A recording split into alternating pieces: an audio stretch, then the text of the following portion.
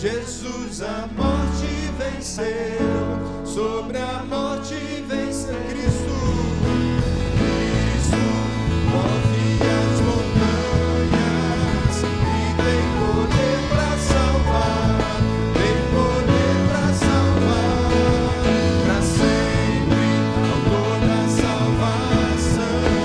Jesus a morte venceu, sobre a morte vosso mundo vem brilhar a luz. Cantamos para a glória do Senhor Jesus Cristo. Vosso mundo vem brilhar a luz. Cantamos para a glória do Senhor Jesus. Amém. O que dizer, ó Deus? O Senhor me deu a vida e não posso explicar o que o Senhor és para mim. Entrego tudo o que sou e a cada dia eu vou resplandecer a tua luz.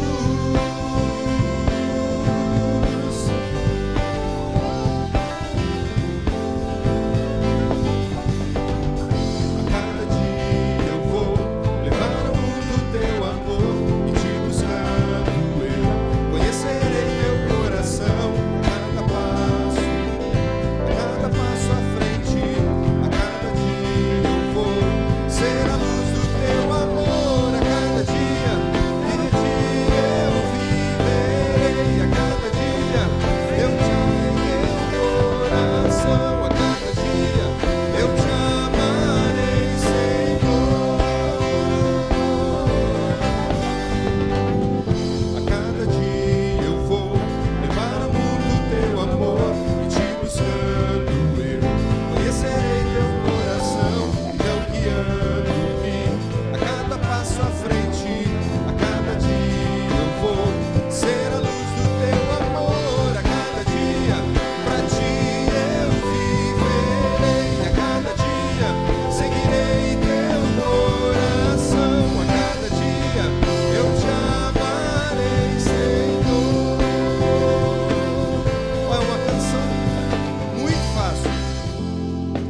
fácil, tá bom? Dá para ficar de pé mais um pouquinho então, para nós cantarmos juntos? O estribilho diz assim: a cada dia pra ti eu viverei, a cada dia seguirei teu coração, a cada dia eu te amarei, Senhor. Então, primeira vez, a cada dia pra ti eu viverei, a cada dia seguirei teu coração, e a cada dia eu te amarei, Senhor. Amém? Vamos cantar? A cada dia. A cada dia pra ti eu viverei, a cada dia seguirei teu coração, a cada dia eu te amarei, Senhor. Mais uma vez, a cada dia pra ti eu viverei, a cada dia seguirei teu coração, a cada dia eu te amarei, Senhor. Cante agora: a cada dia adorarei, a cada dia adorarei, a cada dia adorarei, a cada dia adorarei. Mais uma vez, a cada dia adorarei, a cada dia adorarei, a cada dia adorarei, a cada dia adorarei. A cada dia pra ti eu viverei, a cada dia pra ti eu viverei, a cada dia seguirei teu coração, a cada dia eu te amarei, Senhor.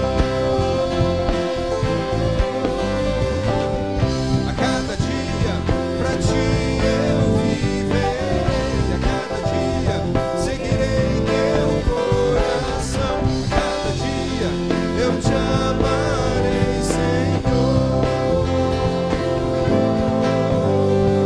A cada dia adorarei. Amém. À noite nós vamos cantar mais uma vez. Os irmãos podem se assentar.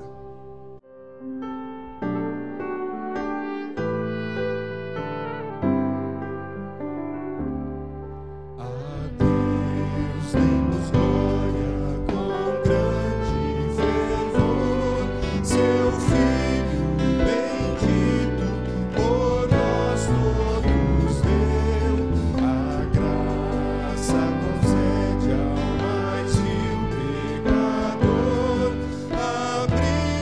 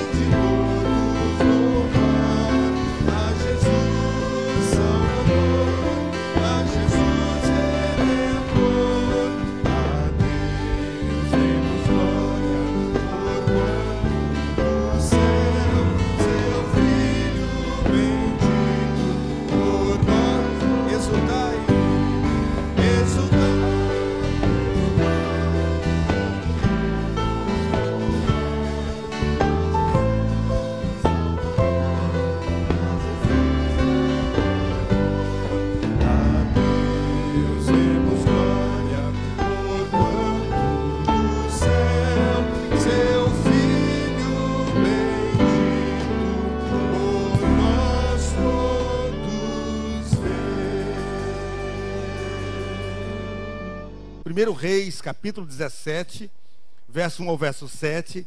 Essa palavra é uma palavra que Deus trouxe ao meu coração e eu quero transmitir ao seu coração. E eu peço que você abra seu coração, abra sua mente para aquilo que Deus tem a falar a você nesta manhã. E também, se puder estar aqui à noite também, vai ser uma sequência, aquilo que Deus tem a nos falar também nesses dias. Você que está pela internet também participando, atenta o seu coração, a sua mente, e para aquilo que Deus tem para você neste dia. Servindo com excelência, 1 Reis, capítulo 17, verso 1 ao verso 7. O texto também será projetado aqui no telão central. Diz assim a palavra de Deus: Ora, Elias, o tesbita da Tisbé de Gileade, disse a Acabe: Juro pelo nome do Senhor, o Deus de Israel, a quem sirvo, que não cairá orvalho nem chuva nos anos seguintes, exceto mediante a minha palavra. Depois disso, a palavra do Senhor veio a Elias: Saia daqui, vá para o leste e esconda-se perto do riacho de Querite, a leste do Jordão. Você beberá do riacho, e dê ordem aos corvos para o alimentarem lá. E ele fez o que o Senhor lhe tinha dito, foi para o riacho de Querite, a leste do Jordão, e ficou por lá. Os corvos lhe traziam pão e carne de manhã e de tarde, e ele bebia a água do riacho. Algum tempo depois, o riacho secou-se por falta de chuva. Meus irmãos, nosso propósito como igreja, a nossa visão como igreja tem duas vertentes: servir a Deus e servir as pessoas. E nessas duas vertentes nós temos alguma coisa em comum, que é servir com excelência. Servir com excelência em tudo aquilo que nós fazemos. Esse, na verdade, é o mandamento que a Bíblia diz, que o apóstolo Paulo registrou lá em Colossenses capítulo 3, quando ele diz: tudo o que fizerem, façam de todo o coração como para o Senhor, e não para os homens, sabendo que receberão do Senhor a recompensa da herança. É a Cristo, o Senhor, que vocês estão servindo.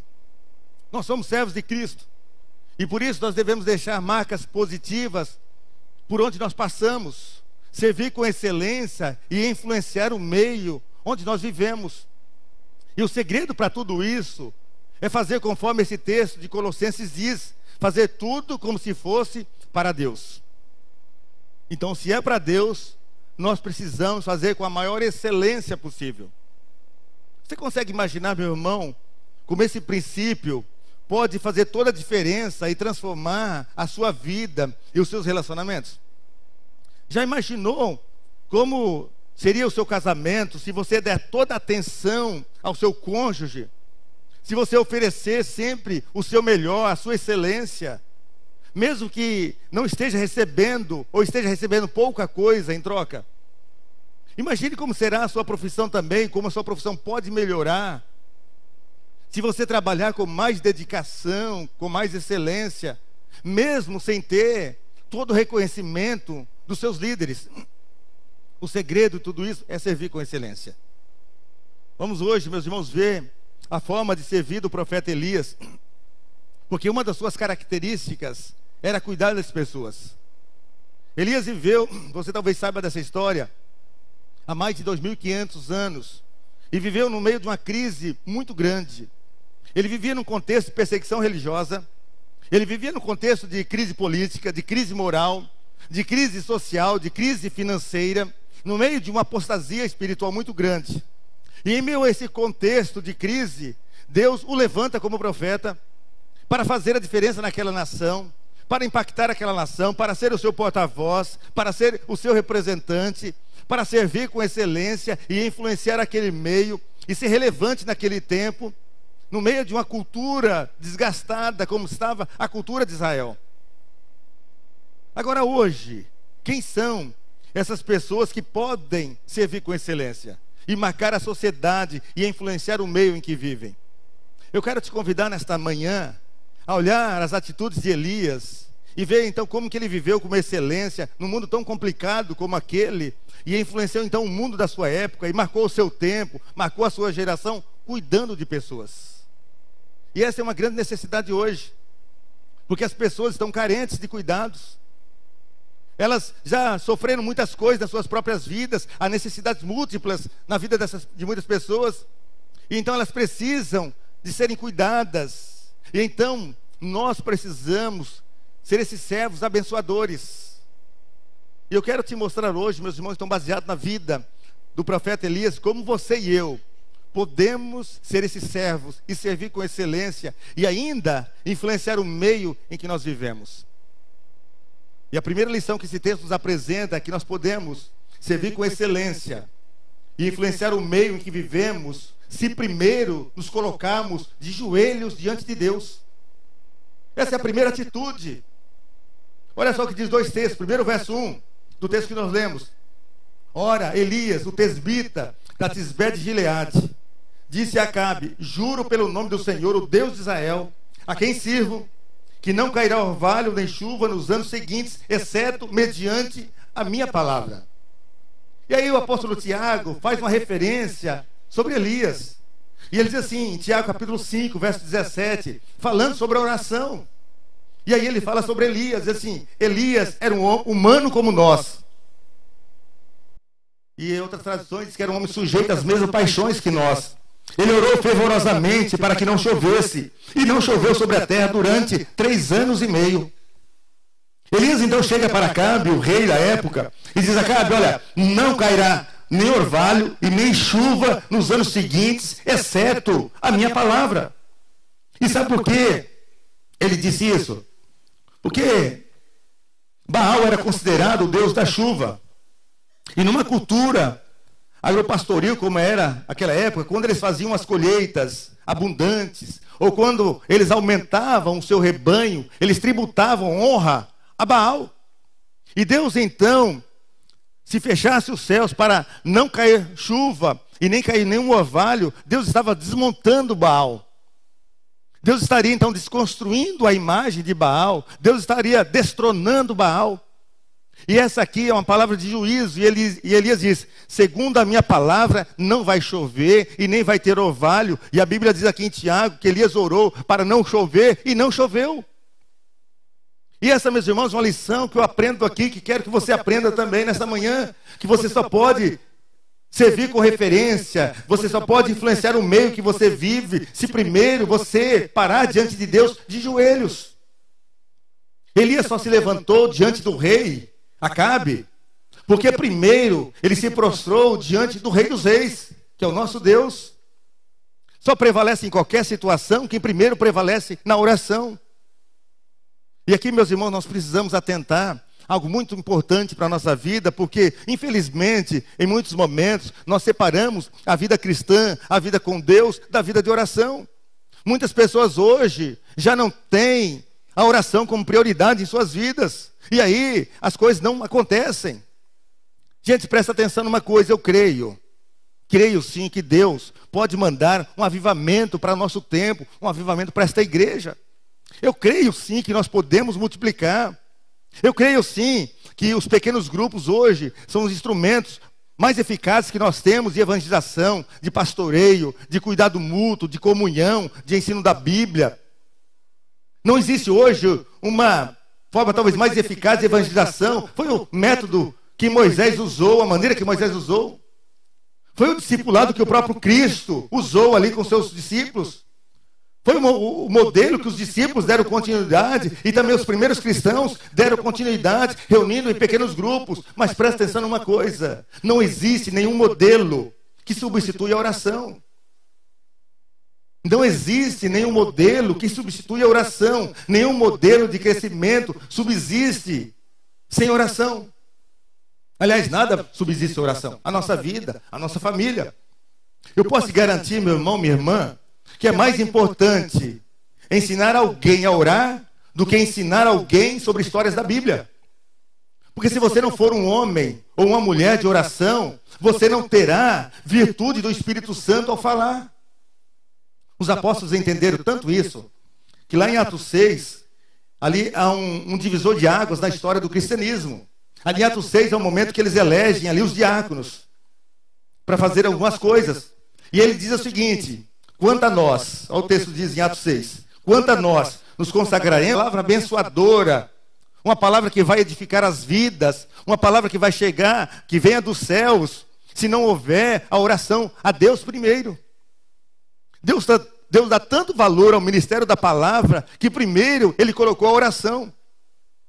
Portanto, se você não for um homem ou uma mulher de oração, se você primeiro não se prostrar diante de Deus, se você primeiro não se colocar diante de Deus, você não terá poder para levantar as pessoas. Porque sem oração, você não tem poder de falar de Deus com autoridade para as pessoas. Sem oração, você não tem como viver Deus diante das outras pessoas. Você não consegue ser referência. Você não consegue influenciar ninguém e nem influenciar no meio em que você vive. E por isso, o primeiro passo precisa se colocar de joelhos em oração a Deus. Portanto, meus irmãos, esse é o primeiro passo. Se você quer servir com excelência, se você quer influenciar o meio que você vive, primeira coisa é orar a Deus. Mas a segunda lição desse texto, que nós só podemos servir com excelência e influenciar o meio em que vive, primeiro, oração. E segundo, se nós estivermos disponíveis para Deus. Deus precisa encontrar em nós disponibilidade.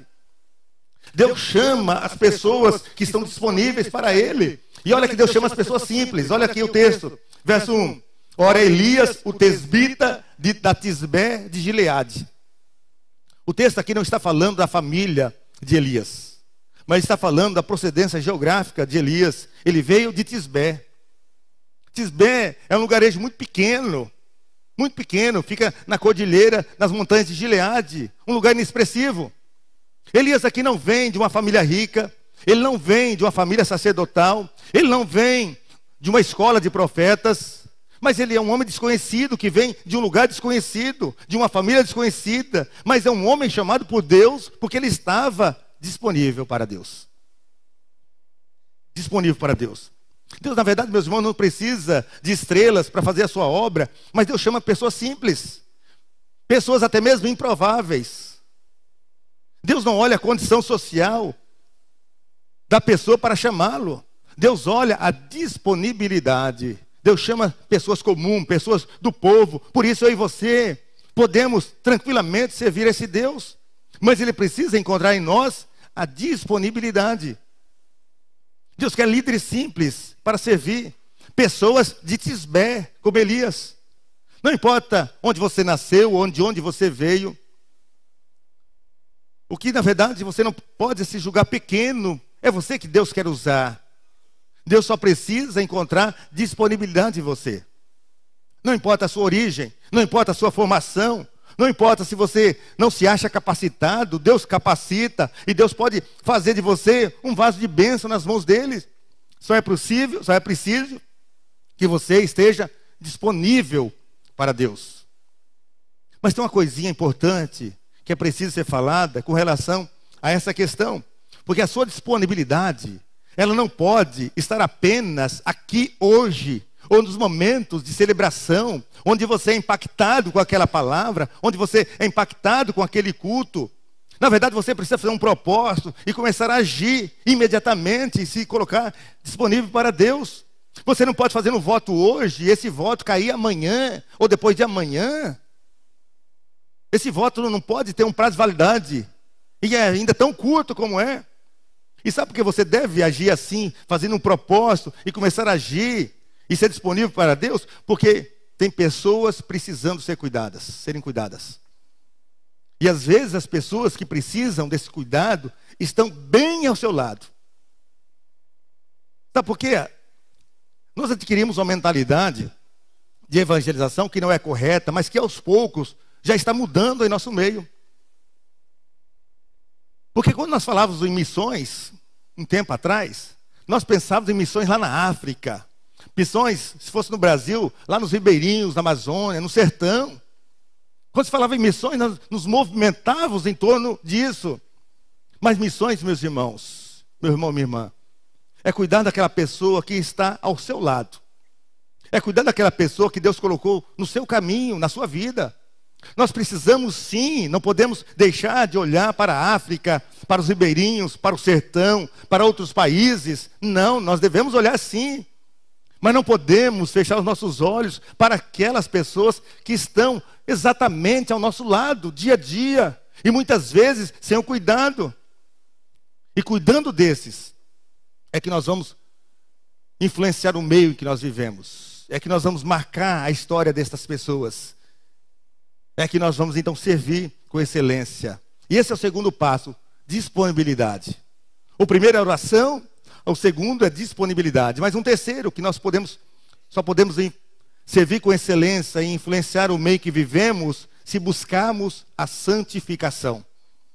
Olha só coisa importante, fundamental. Verso 1 ainda, todo ele diz assim: um profeta chamado Elias de Tisbé, na região de Gileade, disse ao rei Acabe: em nome do Senhor, o Deus vivo de Israel, de quem sou servo, que não cairá orvalho nem chuva nos anos seguintes, exceto mediante a minha palavra. Entenda bem o que estava acontecendo ali naquele momento, porque Deus estava tratando aquele povo com justiça e juízo. Jezabel, a mulher de Acabe, ela tinha mandado matar todos os profetas, e alguns, para escapar, se esconderam em cavernas. Ela levantou então um altar a Baal, levantou profetas falsos, 450 profetas de Baal, mais 400 profetas de Aserá. E Deus então estava irritado com isso, irado com isso. E como o povo ali então vai se adequar a isso, como o povo vai se submeter a isso, o povo então se torna coparticipante do pecado de Acabe e Jezabel. Quando nós não nos levantamos contra o pecado, presta bem atenção nisso. Quando você não se levanta, quando nós não nos levantamos contra o pecado, quando nós nos adequamos ao pecado, ou quando nós nos usufruímos do pecado, nós somos também, diante de Deus, coparticipantes desse pecado. E por isso o apóstolo Paulo fala sobre esse tema lá em Romanos, quando ele diz: não vos conformeis com este mundo.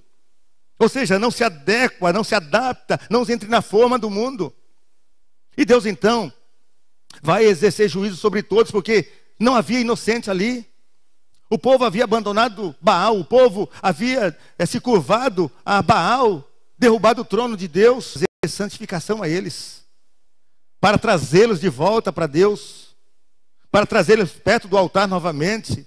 E é isso que Deus continua fazendo nesse tempo também comigo e com você. Talvez você mesmo já tenha experimentado.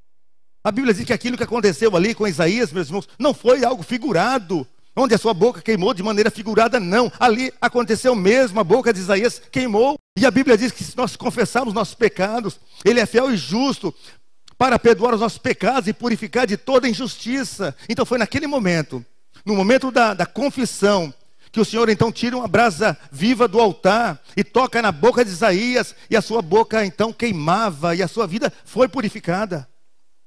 E aí Deus diz: o teu pecado foi tirado e a tua iniquidade foi perdoada. Foi depois daquele momento, meus irmãos, que Isaías então estava preparado para servir a Deus. E aí quando Deus pergunta: a quem enviarei? Quem há de ir por nós? Agora Isaías já purificado, preparado, ele responde: eis-me aqui, envia a mim. Porque só pode ser usado por Deus quem busca a oração, quem está disponível, mas também quem tem uma vida santificada. Meus irmãos, com Davi, rei Davi, você talvez conheça a história, foi a mesma coisa. Davi havia pecado, e ele só pôde ser usado novamente por Deus após a confissão. Lá no Salmo 51 você vê Davi expressando a sua confissão. E aí no verso 4 ele diz: contra ti, somente pequei e fiz o que é mal aos teus olhos. E ele depois diz: lava-me toda a minha culpa e purifica do meu pecado, pois eu reconheço as minhas transgressões e o meu pecado está sempre diante de mim. E lá no início ele diz: purifica-me com o isopo e serei limpo. Lava-me e mais branco do que a neve eu serei. E aí lá no verso 13, ele conclui dizendo: então, ensinarei os teus caminhos aos transgressores, para que os pecadores se convertam e voltem a ti. Só após a confissão, só após a santificação, Davi também pôde ser novamente usado por Deus. Tanto foi que ele foi considerado um homem segundo o coração de Deus. Então só com a santificação, meus irmãos, que nós podemos ser usados por Deus. Talvez você está sendo hoje alvo do juízo de Deus, mas presta atenção numa coisa: a Bíblia diz que Ele só castiga a quem Ele ama. Então se você está sendo alvo do peso das mãos de Deus, alvo do juízo de Deus, é porque Ele está tratando alguma coisa na sua vida, Ele está trazendo mais perto dEle, Ele está trazendo mais perto do altar. Ele está trazendo para a santificação, porque ele quer usar a sua vida para abençoar outras pessoas. Meus irmãos, Deus quer vidas santificadas, servindo a Ele.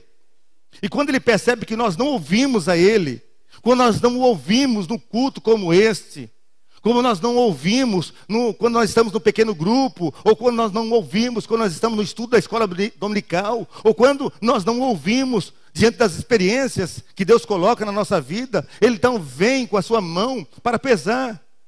E esse peso não é para te oprimir, mas é para te levar mais perto dEle, porque a Bíblia diz que todas as coisas cooperam para o bem daqueles que são chamados segundo o seu propósito. Então tudo que acontece na vida de um crente não acontece por acaso. Acontece por uma razão. E não acontece para te oprimir, para te abaixar. Não, mas acontece para te levantar, para te erguer novamente, para levar perto de Deus. Então a dor que você passa hoje, o juízo que está sobre você hoje, a vara nas suas costas, o cajado no seu lombo, é para te trazer mais perto de Deus, para te levar perto do altar de Deus. Era isso que Deus estava fazendo ali com Acabe, Jezabel e aquele povo todo de Israel. Você consegue entender isso? Se consegue entender, passa resiliente. Resiliente é quando a pessoa tem a capacidade de passar por uma dor e recuperar após aquela situação de dor. Então passa resiliente pela dor, passa resiliente pela vara, passa resiliente pelo cajado, passa resiliente pelo juízo de Deus. Deus tinha dito ali a Acabe: virá o tempo de seca, porque vocês se afastaram de Deus, porque vocês voltaram a costa para Deus, porque levantaram outros altares aos deuses. E todas as vezes que o povo se desviava, levantando outros altares, Deus então pesava a sua mão na tentativa de trazê-los de volta. E Deus continua, como eu disse, fazendo a mesma coisa comigo e com você. Todas as vezes que não nos voltamos para Deus, todas as vezes que levantamos outros altares na nossa vida, todas as vezes que nós colocamos outras prioridades, todas as vezes que nós colocamos outras coisas no lugar de Deus, nós também estamos levantando altares. E altar, meus irmãos, é onde nós colocamos o nosso coração. E Deus então tem que colocar as suas mãos e exercer juízo para que esses altares levantados por nós então sejam derrubados. Era isso que os reis e os profetas que tinham aliança com Deus faziam. Derrubavam altares levantados aos outros deuses pagãos. E é isso que cada um de nós precisa fazer: derrubar o altar que está tomando o lugar de Deus. O altar do dinheiro, o altar da maledicência, o altar da fofoca, o altar da prostituição, o altar do adultério, o altar da pornografia. Esses altares tomam conta do nosso coração. Então, se tem na sua vida algum altar em que o Senhor não esteja sentado, derrube imediatamente, porque esse altar está impedindo a ação de Deus sobre a sua vida. E essa é outra necessidade para que possamos servir a Deus com excelência, a santificação. Mas a quarta necessidade, a quarta lição que esse texto aqui nos mostra, que nós só podemos servir a Deus, servir com excelência, influenciar o meio que vivemos, se formos completamente dependentes de Deus. Então, primeiro, a oração. Segundo, a disponibilidade. Terceiro, santificação. E agora, dependente de Deus. Versos 2 a 4 diz assim: depois disso, a palavra do Senhor veio a Elias: saia daqui, vá para o leste, esconda-se perto do riacho de Querite, a leste do Jordão. Você beberá do riacho e dê ordem aos corvos para o alimentarem lá. Veja aquilo que Deus faz. Elias estava começando aqui o seu ministério profético. Elias ali iria cuidar cuidar de muitas pessoas. Mas antes de cuidar das pessoas, ele precisava receber esse cuidado de Deus. Ele precisou se colocar completamente na dependência de Deus. E Elias então faz uma transição. Ele sai ali daquele lugar, ele vai para o anonimato. Ele começa o ministério ali pregando no palácio do rei. E agora ele vai para o deserto, para a solidão. E Deus diz que vai alimentá-lo ali através dos corvos. E ele vai beber água ali do riacho. Na nossa vida, meus irmãos, na nossa visão humana, o deserto nos humilha, nos rebaixa. O deserto sempre é sinônimo de sofrimento, de momentos ruins. Mas para Deus, o deserto não é isso. Quando Deus leva o seu servo para o deserto, é porque Deus quer tratar alguma coisa na sua vida, para que ele seja mais dependente de Deus. E vemos aqui que foi Deus que levou o profeta ao deserto. Ele não foi porque ele quis, mas foi Deus que o mandou para lá. Então o deserto, ele deixa de ser um acidente de percurso na vida do servo de Deus e passa a fazer parte da agenda de Deus, porque foi Deus que o levou ali. E a lição que nós aprendemos aqui é que Deus nos leva do deserto porque ele quer tratar alguma coisa na nossa vida. Porque antes de trabalhar através de nós, Deus precisa trabalhar em nós. Nós precisamos nos tornar dependentes de Deus. Porque nossa maior prioridade não é fazer o trabalho para Deus, mas é andar com Deus, é ter intimidade com o Senhor. E para que isso aconteça, muitas vezes Ele nos coloca ali na escola do deserto. E o currículo que Deus usa então são as situações da vida, para nos aprimorar e nos tornar dependentes do Senhor. E no deserto, nós precisamos depender de Deus o tempo todo, depender mais do provedor do que da provisão. E ali em Querite, ou Deus sustentava Elias, ou Elias então pereceria. E é isso que nós precisamos aprender também o tempo todo.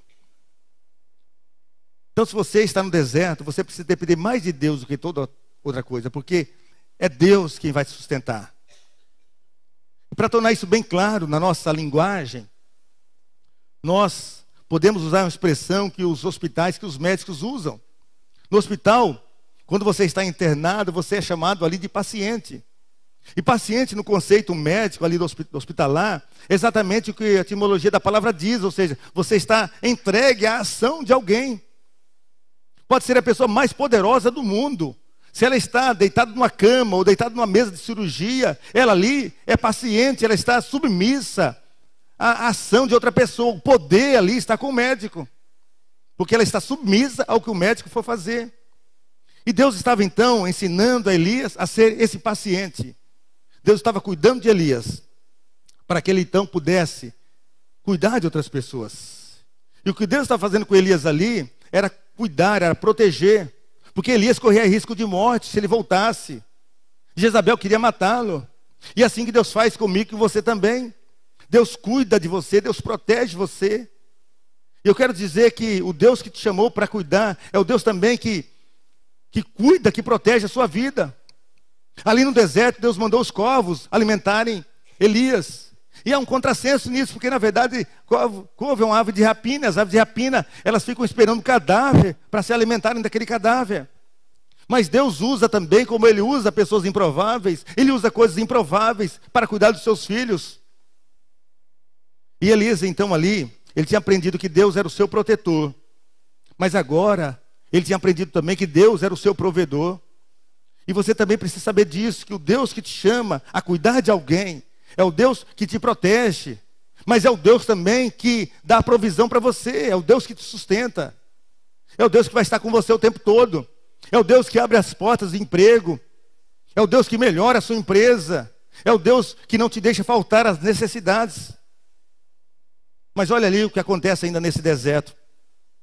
Elias foi enviado por Deus, como eu disse, ali para o deserto. Ele não foi porque quis, mas foi Deus que o colocou ali. E Deus então estava o sustentando através da água ali, daquele riacho. Mas aí o verso 7 vem nos dizer o seguinte: algum tempo depois, o riacho secou-se por falta de chuva. Então o que fazer quando a fonte seca? Sabe, irmão, quando a sua fonte seca, Deus sabe onde te enviar novamente. A sua fonte secou, mas o manancial de Deus continua jorrando. A sua despensa pode estar vazia, mas os celeiros de Deus continuam cheios. Então, se você está no deserto, e se você foi enviado por Deus no deserto, fica ali quietinho, paradinho, esperando Deus mandar sair. Não seja precipitado em fazer coisas que Deus não mandou você fazer. Porque ali onde você está, e se você está porque Deus o colocou ali, é porque Deus quer ter encontros significativos com você, para que você dependa mais dEle, aprenda a depender dEle, para depois então poder cuidar de outras pessoas. Ele quer que nós dependamos completamente dEle. E é assim que nós vamos aprendendo também a cuidar de outras pessoas. É isso que esse texto nos traz. Agora, no passado, Deus usou Elias, o profeta Elias. Hoje não tem mais o Elias aqui conosco para servir com referência e com excelência e servir para influenciar as pessoas. Mas tem eu e você. Temos nós, tem a igreja do Cristo aqui. E eu quero concluir essa palavra lendo aquilo que Jesus falou em Mateus, capítulo 23, o verso 11, que diz assim: o maior entre vocês deverá ser servo. Hoje somos nós, meus irmãos, que Deus chama para servir com excelência nesse tempo e influenciar o mundo em que vivemos. Mas nós precisamos fazer algumas coisas. A primeira delas, nós podemos servir com excelência, como eu disse, nós buscamos a Deus em oração. A oração é a primeira coisa que você precisa fazer, a principal coisa que você precisa fazer. Se você não fala, eu não sei fazer nada, mas você sabe orar, ora. Porque quando você ora, a Bíblia diz que a oração de um justo pode muito em sua eficácia. Você está abençoando pessoas. Ore por as pessoas. Quando alguém pedir para você orar por ela, ore mesmo, porque às vezes a pessoa fala e você esquece. Então ore naquele momento. Olhe naquela hora, se passa por WhatsApp. Pare aquele momento e ore por aquela pessoa que pediu oração. Se você está saindo aqui nos corredores da igreja, no estacionamento, alguma pessoa chega para você e fala: olha, meu irmão, ore por mim, eu estou passando uma necessidade. Meu irmão, pare ali mesmo. Abraça aquela pessoa, ore ali onde você está. Então a primeira coisa é a oração. A segunda coisa é a disponibilidade. Só assim que você serve com excelência, se você estiver disponível para Deus. A terceira, a santificação. E a quarta, é quando nós aprendemos a depender completamente de Deus. É dessa forma que nós vamos servindo com excelência. Eu quero continuar essa palavra à noite, na continuidade desse texto, dos versos 8 a 24. Eu quero continuar nesse mesmo tema. Eu quero convidar você a estar conosco também nessa noite. Mas eu quero convidar você a continuar servindo com excelência, servindo a Deus e servindo as pessoas. Quero convidar você a ficar em pé, nós vamos cantar ao Senhor com esta canção. E eu gostaria que enquanto estivesse cantando, você começasse a permitir que Deus continue falando ao seu coração, ministrando a palavra dele na sua vida.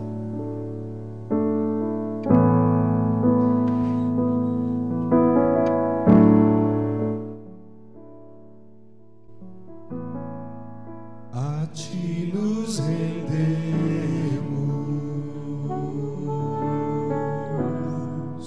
com tudo que temos, os conceitos, o corpo, a emoção, a esperança, o temor e a razão.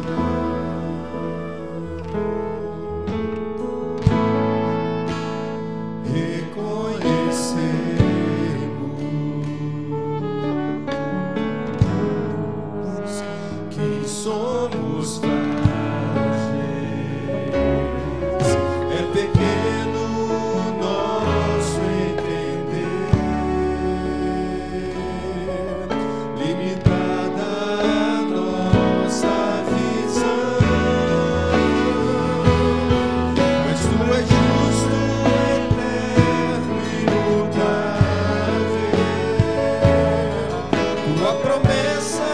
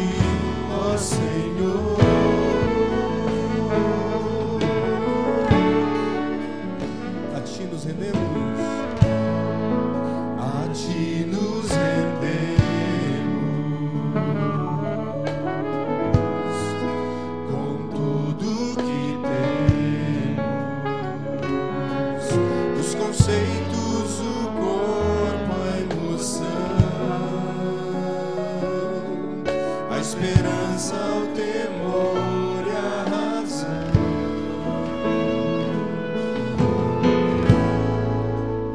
Reconhecemos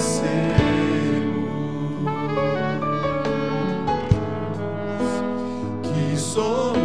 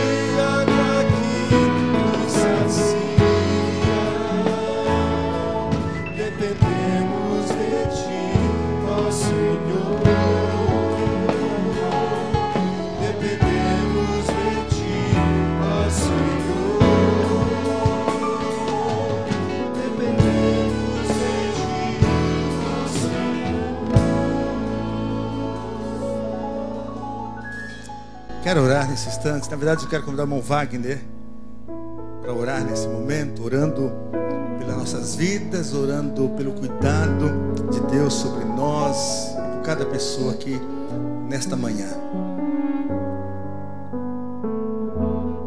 Ó Deus querido, Deus amado, obrigado, Senhor Deus, podemos estar na Tua casa nesta manhã. Obrigado que podemos ser cuidados por Ti, alimentados, ó Pai, pela Tua palavra. Muito obrigado, Senhor Deus, porque o Senhor fala ao nosso coração, o Senhor transforma, ó Pai, os nossos conceitos a cada dia, nos aproximando mais de Ti, Senhor Deus, nos mostrando aquilo que o Senhor quer, aquilo que o Senhor tem para nós, Senhor Deus. Muito mais do que as coisas deste mundo, muito mais do que as lutas, os desafios, os trabalhos que nós executamos, Senhor Deus, o Senhor tem coisas muito mais elevadas para nós. Nós estamos aqui, Senhor Deus, enquanto igreja Tua, tentando entender, Senhor Deus, o Teu propósito para nós, tentando cumprir a Tua vontade, Senhor Deus, para esse mundo, nesse tempo. Nós possamos, ó Pai, receber de Ti porção dobrada, ó Pai, do Teu Espírito Santo, para que possamos realizar aquilo que o Senhor tem para nós. Esse mundo anseia, ó Pai, por alívio para suas dores. Esse mundo anseia por conforto, por consolo, Pai, por seu coração. Apesar de às vezes se contentar, ó Pai, com o conforto material, mas na verdade nós sabemos que a alma do homem precisa ardentemente de Ti. E nós, enquanto igreja, ó Pai, queremos ser instrumentos Teus, ó Pai, para podermos pregar esse evangelho que transforma, que torna plena a alma que está falida, ó Pai, pelo pecado.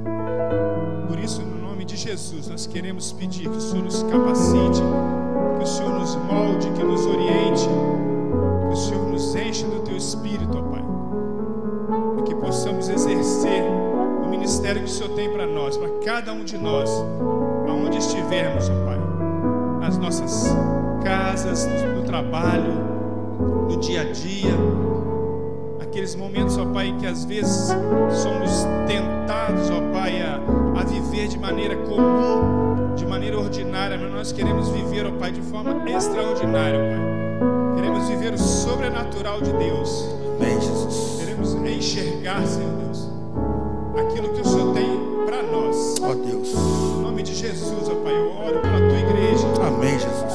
Eu oro por cada irmão que não está aqui, que não pode ser abençoado nessa manhã, Senhor.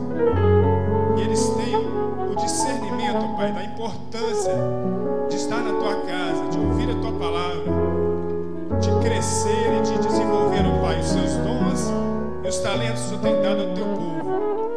Em nome de Jesus, Senhor Deus, eu oro pela Tua igreja, espalhada por esse mundo. Amém, Jesus. Pessoas que professam o Teu nome, Senhor Deus, e que levam paz a este mundo tão tenebroso, mundo de tanta luta, de tanta dor. Mas no nome de Jesus, ó Pai, nós seremos instrumentos Teus na disseminação do Teu Evangelho, da Tua paz, da alegria que transforma o homem. Amém, Jesus. É a nossa oração, pedindo que o Senhor nos conduza em paz para os nossos lares. Em nome de Jesus. Amém. Amém.